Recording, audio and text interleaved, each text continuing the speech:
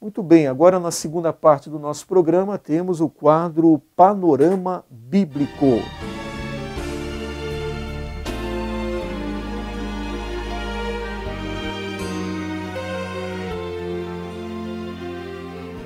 E nós temos aqui perguntas sobre o tema salvação, tema importantíssimo das Sagradas Escrituras. Está desde o livro de Gênesis até o Apocalipse, a mensagem de amor de Deus por toda a humanidade.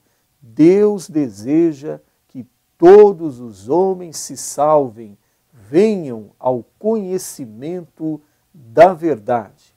E nós, então, através desse programa radiofônico, estamos cumprindo o ID do Senhor Jesus. Estamos aqui falando do Evangelho.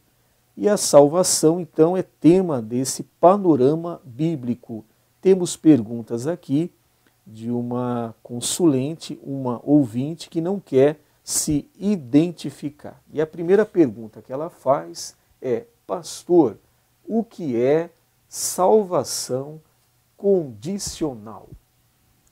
A palavra que é acrescentada além da salvação é a palavra condição. Palavra condição ou incondição.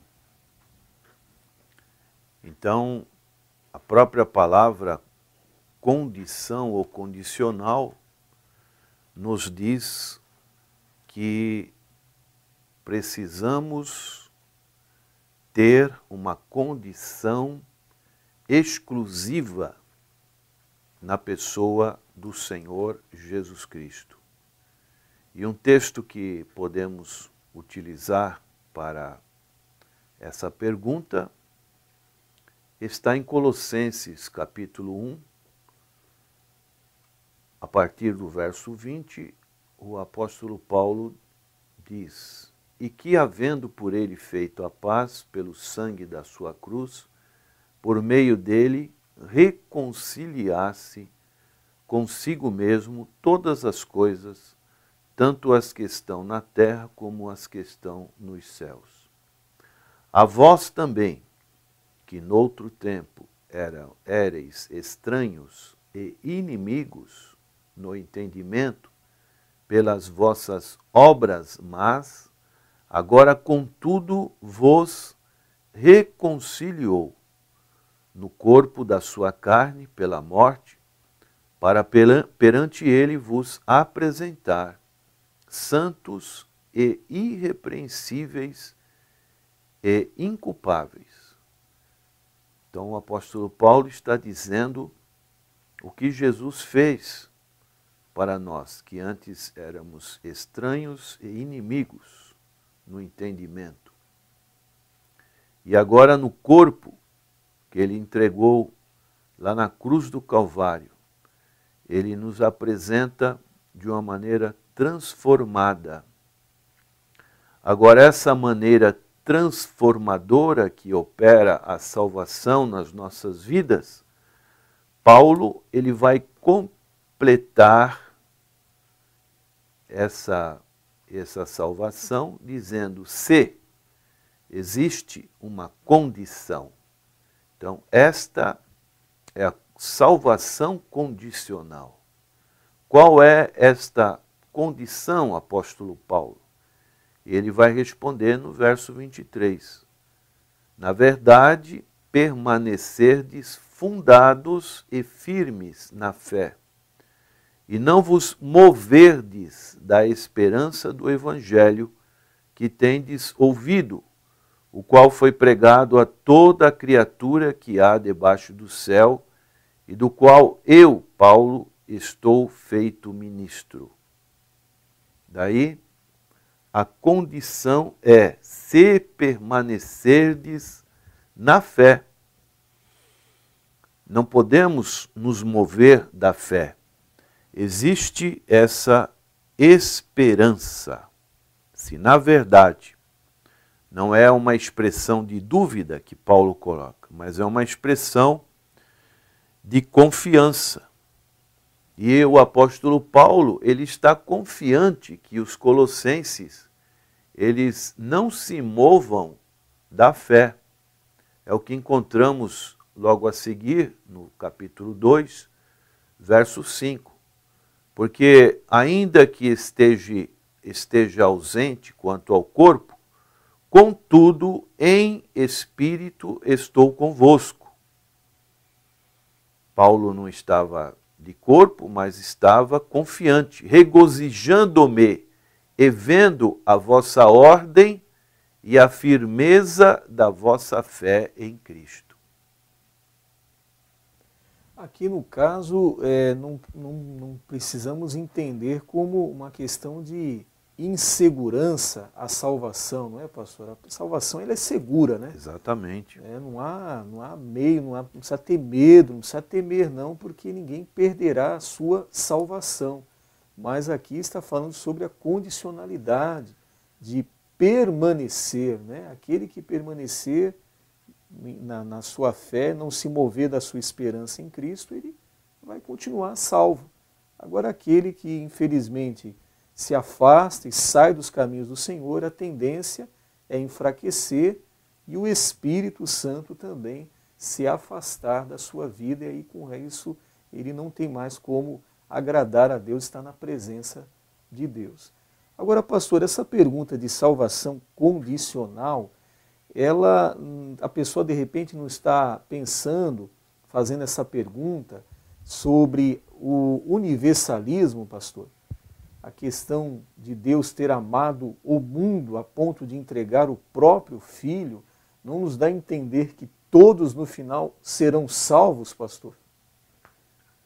No próprio texto, que é o textuário da Bíblia, João 3,16, porque Deus amou o mundo de tal maneira que deu seu Filho unigênito, para que, aí está a condição, todo aquele que nele crê não pereça, mas tenha a vida eterna. Então, não é algo incondicional, mas é condicional. A pessoa precisa crer. E dessa maneira ela está cumprindo o plano de Deus. E quando ela não crê, ela está sendo rebelde ao plano de Deus na salvação. Muito bem. A próxima pergunta, pastor.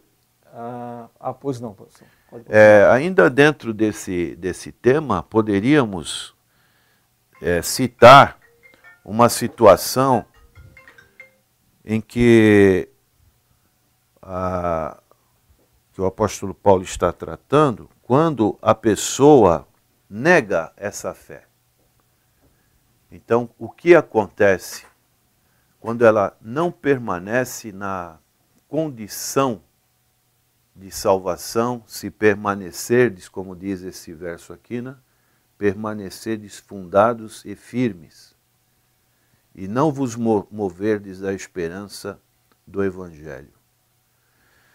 E um texto que é muito, até bem complexo, está em Hebreus, quando o autor aos Hebreus, ele diz, no capítulo 6, verso 4, porque é impossível que os que já uma vez foram iluminados, então a pessoa recebeu essa convicção de que a salvação é pelo Senhor Jesus Cristo, e provaram o dom celestial, e se fizeram participantes do Espírito Santo.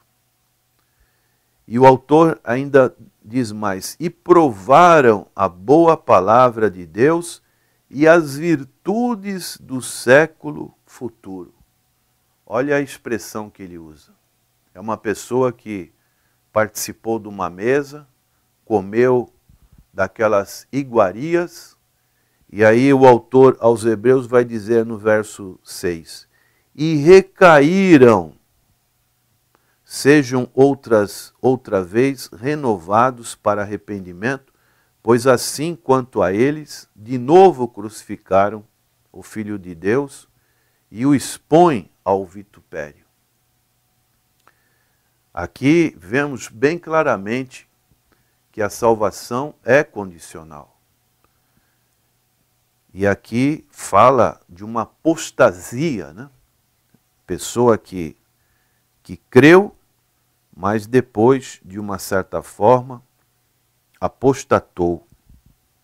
E na sequência, o autor ele usa de figuras de linguagem para falar a respeito disso. Porque a terra que embebe a chuva, que muitas vezes cai sobre ela e produz erva proveitosa para aqueles por quem é lavrada, recebe a bênção de Deus. Ele usa uma metáfora de uma colheita. Deus manda a chuva, assim como mandava para Israel as primícias, né? O fruto da terra, e a terra, que é o nosso coração, de vez de produzir a erva proveitosa, que é lavrada e recebe a bênção de Deus, mas a terra, que é o nosso coração, produz espinhos e abrolhos e é reprovada. E perto está da maldição, o seu fim é ser queimada. Que palavras duras! Mas de vós, ó amados, é a esperança do escritor. Esperamos coisas melhores e coisas que acompanham a salvação, ainda que assim falamos. Porque Deus não é injusto para se esquecer da vossa obra e do trabalho, da caridade que para com o seu nome mostrastes, enquanto servistes aos santos e ainda servis. Mas desejamos que cada um de vós mostre o mesmo cuidado até ao fim, para a completa certeza da esperança. E conclui, para que vos não façais negligentes, mas sejais imitadores do que, pela fé e paciência, herdam as promessas. Então está aí mostrando essa condicionalidade, né? A condição da fé e a condição de permanecer fundado, firme na fé e não se mover da esperança. Agora, pastor, o apóstolo Paulo chegou a combater alguns grupos que estavam trazendo condição para a salvação além da fé, pastor. Como foi isso que aconteceu na igreja primitiva? Isso está em Atos capítulo 15, né? Quando o apóstolo Paulo, juntamente com Barnabé, começaram a fazer o trabalho e como a sua incursão era, a princípio, nas sinagogas, houve um conflito a respeito desse entendimento da salvação e os crentes, chamados judaizantes, que se convertiam, achavam que também havia necessidade de observar a lei de Moisés, a circuncisão e essas outras atividades e circunstâncias que Moisés impunha. E aí houve esse conflito. E o apóstolo Paulo teve grande luta a respeito disso. Então, ele pregava que a suficiência na salvação era absolutamente na pessoa do Senhor Jesus Cristo. E ele escreve aos Gálatas, capítulo 3, verso 1, ele diz assim: ó insensatos Gálatas, quem vos fascinou para não obedecerdes a verdades? A vós, perante os olhos de quem Jesus foi já representado como crucificado, só quisera saber isto de vós: recebestes o Espírito pelas obras da lei ou pela pregação da fé? Sois vós tão insensatos que, tendo começado pelo Espírito, acabeis agora pela carne? Então eles tinham a ideia de acrescentar exigências para aperfeiçoar o Evangelho. Essa era a raiz do erro que eles cometiam. Então, esses judaizantes eram os judeus que haviam se convertido, aparentemente, ao Evangelho, e agora estavam obrigando os gentios que estavam se convertendo ao Evangelho, a Cristo, para que observassem ainda a lei, colocando como condição para eles serem salvos, pastor. Exatamente. Então, quer dizer, uma vez na graça, queriam voltar para debaixo da lei. Se a lei não justificava e não salvava ninguém, então como é que agora eles queriam voltar para debaixo da lei de novo? Eu acho que está bem empregada a palavra insensatez aqui, usada pelo apóstolo Paulo aos crentes da Galácia. Então está aí, a condição é a fé no Senhor Jesus Cristo, depois não se mover dessa fé e também não se mover da esperança que há em Cristo Jesus. E a pessoa então é salva. Agora, querer acrescentar qualquer outra coisa como requisito necessário, aí já está incorrendo num erro gravíssimo, não é, pastor? E Colossenses 2, de 8 a 23, o apóstolo Paulo fala a respeito disso, né? O verso 8 diz assim: tende cuidado para que ninguém vos faça presa sua por meio de filosofias e vãs sutilezas, segundo a tradição dos homens, segundo os rudimentos do mundo e não segundo Cristo. Então, Paulo dá essas orientações em Colossenses, em Romanos, aos Gálatas, e nós sabemos que a questão da lei e da graça foi muito debatida e foi muito meditada pelo apóstolo Paulo, né? E ainda hoje, pastor Rogério, encontramos essa situação no meio da salvação, da pregação do Evangelho, que além do Salvador Cristo, nós precisamos observar o sábado, a lei de Moisés, e por aí vai, né? E é interessante porque nós assistimos muitas vezes a um programa de televisão e percebemos que há igrejas evangélicas, pastor, que fazem questão de ter em seu culto objetos pertencentes ao judaísmo, pertencentes à lei, né, como o menorá. Até aquele que está à frente, o líder está vestido como um sacerdote judeu, usa até um quipá, e aí nós vamos ver que está havendo uma confusão.